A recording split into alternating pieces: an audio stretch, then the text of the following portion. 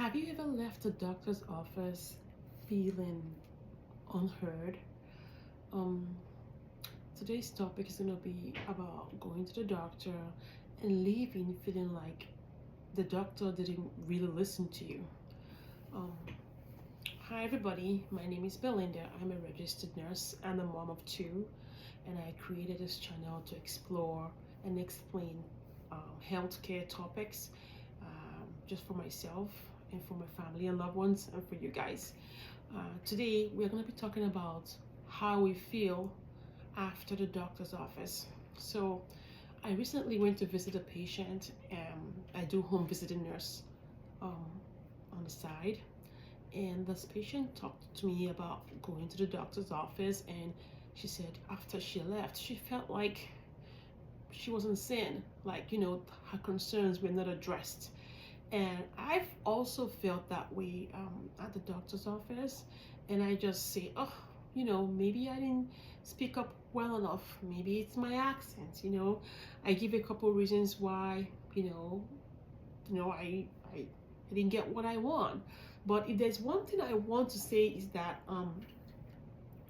going to the doctor's office and coming back feeling unheard kind of defeats the purpose of going to the doctor.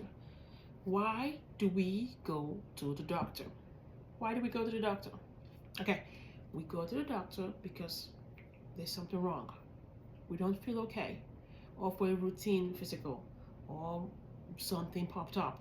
Something. We need the doctor to, look at our symptoms, talk to us as human beings, and we want to leave the doctor's office feeling reassured.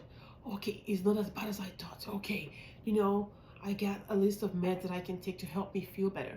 But when you leave the doctor's office and instead of having that feeling, you have the feeling of, I don't even think he heard what I said.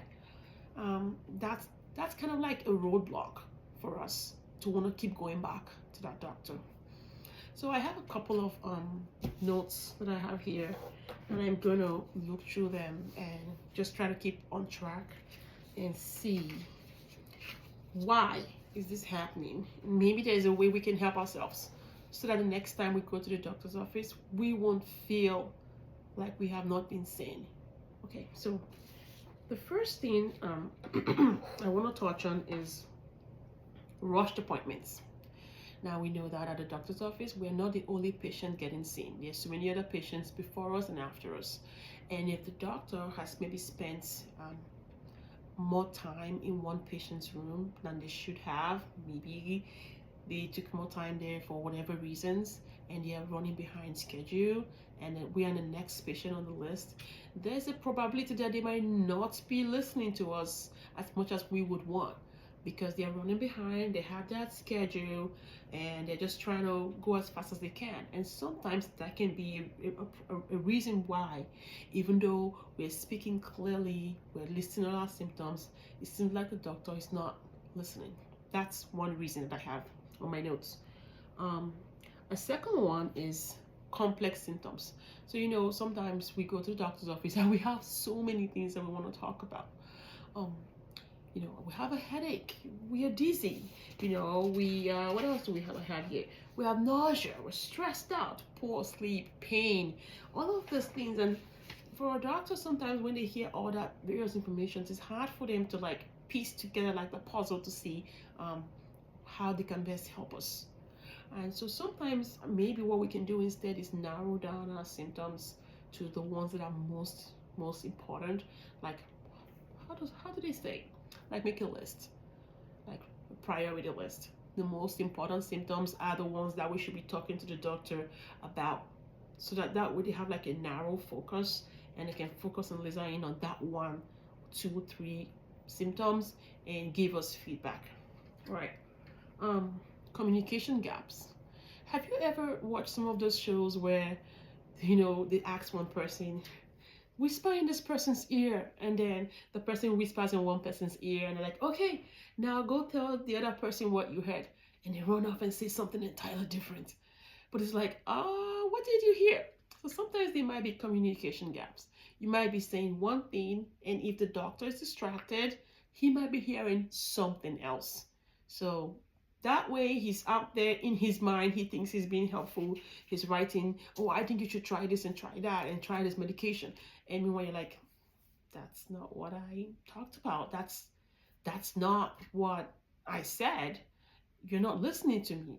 And you're just like, okay. Because at this point, it's like, why even try? Why even keep talking if he's not gonna listen to you? Better it's communication gap. Sometimes maybe it's best to say, hey, stop. That's not what I said. Let's start again. And try to reframe it and maybe ask the doctor. I know it's a doctor, right? We're scared of them, but ask the doctor to tell you what they think they heard.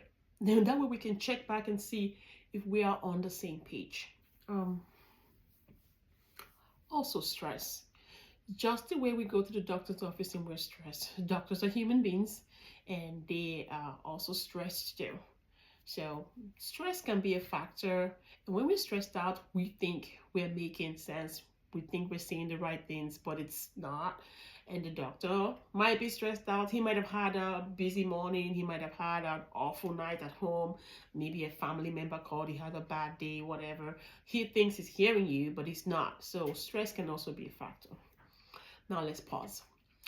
I've been talking about everything from the doctor's perspective.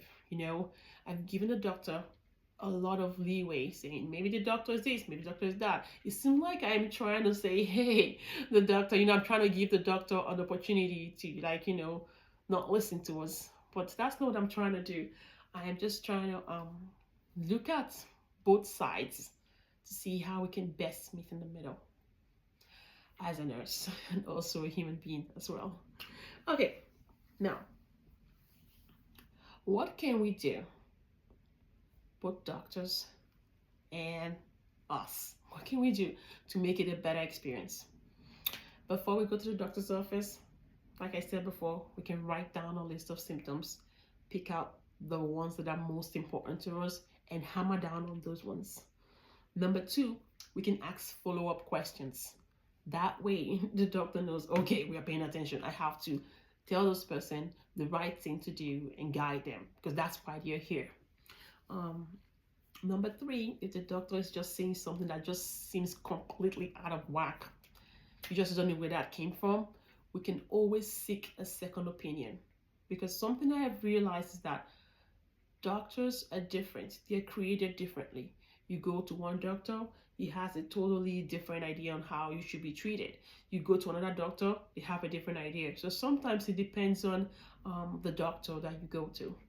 And number 4, I think, is I might be biased on this one, but I think that it's best to schedule your appointments for in the morning when the doctor is still fresh. By no means, I don't mean that, at the end of the day, the doctor is being mean but at the end of the day, he's a doctor and he's a human being and he's tired. He's had a whole day of patients. If you are second to the last on the list or the last, you might not get the best of him because he's tired. He's a human being. He gets tired too. So, I remember once I went to the dentist and I was so busy. I was like, I'm going to pick the last slots for the dentist appointment. And did I regret it? Because the hygienist had a field day in my mouth. She was tired. And this is a hygienist I love her. She does good work. That's why I like her. I like going there. But I was her last patient. She just went, duh, duh, duh. I felt like somebody was going to rip my gums and teeth out. I was like, oh, God. I will never pick an appointment where it's the last appointment in the day ever again because I don't want to be the last person. She just wants to get home, so she's not paying as much attention as she should. Now, was I mad at her? No, but now I know better not to do that. So maybe if it's possible to pick up an appointment in the early hours of the morning, 9, 10, 11 before lunch. If you have like really pressing urgent matter you want to discuss with the doctor, maybe that is something that you could look into and see if that would like help make the visit go better.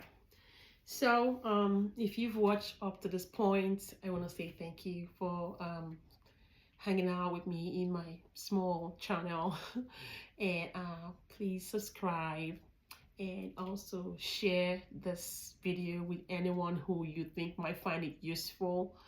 And I will keep trying to explain more, keep putting out videos so we can all learn from it and have a better quality of life. Bye.